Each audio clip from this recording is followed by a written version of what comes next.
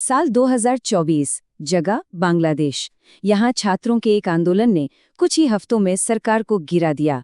इसे नाम दिया गया जुलाई क्रांति। लेकिन ये कहानी सिर्फ सड़कों पर हुए संघर्ष की नहीं है। ये कहानी उस कला की भी है जो इस क्रांति की आवाज बन गई, उसकी आत्मा बन गई। आज हम यही देखने वाले हैं कि कैसे रंगों, तस्वीरों और रचनात्मकता ने एक पूरे देश के भविष्य को एक नया आकार दिया। जरा इन दीवारों को देखिए।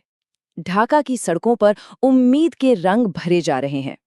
लेकिन ये सिर्फ एक खूबसूरत कलाकृति नहीं है, ये असल में सालों के दमन के खिलाफ एक जबरदस्त विस्फोट है। एक ऐसे देश में जहां खुलकर बोलना लगभग मना था, वहां कलाकारों ने दीवारों को ही अपना कैनवस बना लिया और देखते ही देखते पूरा देश एक ही कहानी कहने लगा। म्यूरल आर्टिस्ट दोबारा महबूब की ये बात इस पूरी कहानी के दिल को छू लेती है। कला सिर्फ विरोध का एक तरीका नहीं थी, ये तो जख्मों पर मरहम लगाने जैसा था। एक ऐसा जरिया जिससे लोग अपने दर्द को, अपने गुस्से को बाहर निकाल पाएं। ये हिंसा के सदमे से उभरने और एक कम्युनिटी के तौर पर फिर से जुड़ने का एक माध्यम बन गई। तो सवाल ये है कि कला ने ये किया कैसे, एक जख्मी समाज के लिए मरहम कैसे बनी? इसे समझने के लिए हमें कला और राजनीति के उस गहरे रिश्ते को खंगालना होगा जिसने बांग्लादेश में इस क्रांति की जमीन तैयार की। देखिए, क्रांति से पहले और बाद के माहौल में जमीन आसमान का फर्क था। पहले 2018 का डिजिटल सुरक्षा अधिनियम एक तलवार की तरह लटका हुआ था। कलाकारों में, लिखने बोलने वालों में एक डर था, एक सेल्फ सेंसरशिप थी। लेकिन क्रांति के बाद ऐसा लगा जैसे कोई बांध टूट गया हो। सड़कों पर, दीवारों पर कला का एक सैलाब आ गया जो उस नई मिली आज़ादी का जश्न मना रहा था। उस दौर के दमन को और करीब से समझना है तो कार्टूनिस्ट सैयद रशाद इमाम तन्मय का अनुभव देखिए। उन्हें प्रधानमंत्री का कार्टून बनाने तक से रोक दिया गया था। ये बताता है कि उस वक्त कलाकारों के लिए सरकार पर सवाल उठाना कितना मुश्किल और जोखिम भरा काम था। तो आखिर ये सब शुरू कैसे हुआ? कला तो एक जरिया थी, पर आग तो कहीं और लगी थी। चलिए अब जरा पीछे चलते हैं और इस क्रांति की असली वजह और इसके एक राष्ट्रव्यापी आंदोलन बनने की पूरी कहानी को समझते हैं।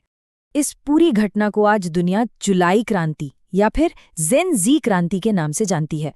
और जानते हैं ये शुरू कहाँ से हुई? सरकारी नौकरियों में कोटा सिस्टम में सुधार की एक बहुत ही सीधी साधी मांग से। लेकिन जब सरकार ने इस मांग का जवाब ताकत से दिया तो ये आंदोलन सिर्फ छात्रों का नहीं रहा, ये पूरे देश का बन गया। और फिर मांग एक ही थी, सरकार का इस्तीफा। और देखिए सब कुछ कितनी तेजी से हुआ। जुलाई की शुरुआत में विरोध प्रदर्शन शुरू हुए। महीने के बीच तक सरकार की हिंसक कार्रवाई ने इसे जुलाई नरसंहार का रूप दे दिया। फिर आया एक टर्निंग पॉइंट। 3 अगस्त को सेना ने प्रदर्शनकारियों पर बल प्रयोग से इनकार कर दिया और बस इसके बाद तो खेल ही पलट गया। 4 अगस्त को असहयोग आंदोलन और 5 अगस्त को प्रधानमंत्री शेख हसीना इस्तीफा देकर देश से बाहर। 1 महीने से भी कम समय में सत्ता बदल गई। सरकार का यही रवैया, यही भारी भरकम जवाब आग में घी का काम कर गया। सुरक्षा बलों का इस्तेमाल करके स्थिति को शांत करने की कोशिश ने उसे और भी ज्यादा भड़का दिया और इसी वजह से एक छात्र आंदोलन एक पूरी क्रांति में तब्दील हो गया। और इस कार्रवाई की कीमत बहुत बड़ी थी। संयुक्त राष्ट्र की एक रिपोर्ट के मुताबिक इन विरोध प्रदर्शनों में 1400 से ज्यादा लोग मारे गए। ये आंकड़ा जुलाई नरसंहार की भयावहता को दिखाता है। ये वो कीमत थी जो इस बदलाव के लिए चुकानी पड़ी। और ये सिर्फ नंबर नहीं थे, ये लोग थे, इनकी कहानियां थीं। जैसे अबू सईद, एक यूनिवर्सिटी का छात्र, मीर मुग्धो, जो सिर्फ प्रदर्शनकारियों को खाना पानी बांट रहे थे, और 11वीं क्लास का गुलाम नफीस, जिसकी रिक्शे पर ले जाई जा रही तस्वीर ने पूरे देश को झकझोर कर रख दिया। इन्हीं कहानियों ने लोगों के गुस्से को और भी ज्यादा भड़का दिया। जैसा कि हमने कहा, कोटा का विरोध तो बस एक चिंगारी थी, असली बारूद तो सालों से जमा हो रहा था। चलिए अब उन गहरी शिकायतों पर नजर डालते हैं जिन्होंने इस विद्रोह के लिए जमीन तैयार की। सोचिए, 1 दशक से असंतोष पनप रहा था। चुनावों में धांधली के आरोप लग रहे थे, बोलने की आजादी छीनी जा रही थी, भ्रष्टाचार चरम पर था, न्यायपालिका पर सरकार का दबाव था और ऊपर से महंगाई और बेरोजगारी ने आम लोगों का जीना मुश्किल कर दिया था। इन सब ने मिलकर एक ऐसा विस्फोटक माहौल बना दिया था जिसे बस एक चिंगारी की जरूरत थी।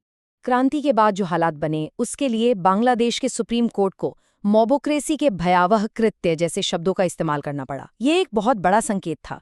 एक सरकार को गिरा देना एक बात है, लेकिन उसके बाद देश को संभालना, समाज को फिर से बनाना, ये एक बिल्कुल अलग और कहीं ज्यादा मुश्किल चुनौती है। और इसी के साथ हम कहानी के अगले और शायद सबसे अहम पड़ाव पर आते हैं, क्रांति के बाद का दौर। अब सारा ध्यान इस पर है कि कलाकार क्या भूमिका निभा रहे हैं और देश को फिर से बनाने की इस मुश्किल राह पर आगे क्या होगा। क्रांति के बाद की कला में ना एक अजीब सी कश्मकश दिखती है। एक तरफ तन्मय जैसे कलाकार हैं जो एकता की बात कर रहे हैं, कह रहे हैं कि धर्म और राजनीति से ऊपर उठकर देश को आगे बढ़ाना होगा। वहीं दूसरी तरफ दीवारों पर बने म्यूरल्स जोर शोर से न्याय और जवाबदेही की मांग कर रहे हैं। ये दिखाता है कि एक नया राष्ट्र बनाने में मेल मिलाप और न्याय के बीच संतुलन साधना कितना मुश्किल काम है। और यहीं पे मोबोक्रेसी का खतरा सबसे बड़ा हो जाता है, मतलब भीड़ का राज। जब कानून की जगह भीड़ की भावनाएं और हिंसा ले लेती हैं, जब न्याय सड़कों पर होने लगता है तो अराजकता फैलने का डर रहता है। एक सिस्टम को गिराने के बाद का ये सबसे बड़ा और वास्तविक खतरा है, जिसका सामना आज बांग्लादेश की नई सरकार कर रही है। तो फिर रास्ता क्या है, आगे कैसे बढ़ा जाए? अंतर्राष्ट्रीय समुदाय जैसे कि संयुक्त राष्ट्र ने कुछ ठोस कदम सुझाए हैं। पहला, मानवाधिकारों के हनन के लिए जवाबदेही तय हो। दूसरा, एक आज़ाद न्यायपालिका हो। तीसरा, लोगों की आज़ादी की रक्षा हो और कड़े कानून हटाए जाएं। और चौथा, भ्रष्टाचार पर कड़ा प्रहार हो। यही वो 4 स्तंभ हैं जिन पर एक स्थिर और लोकतांत्रिक भविष्य की नींव रखी जा सकती है। तो एक क्रांति तो जीत ली गई है, दीवारें और सड़कें एक नई कहानी कह रही हैं, लेकिन सबसे बड़ा सवाल अब भी बाकी है। क्या सिर्फ पेंट, पोस्टर और लोगों के जुनून से एक टूटे हुए राष्ट्र को फिर से जोड़ा जा सकता है? ये बांग्लादेश के सामने सबसे बड़ी चुनौती है और इसका जवाब सिर्फ आने वाला वक्त ही देगा।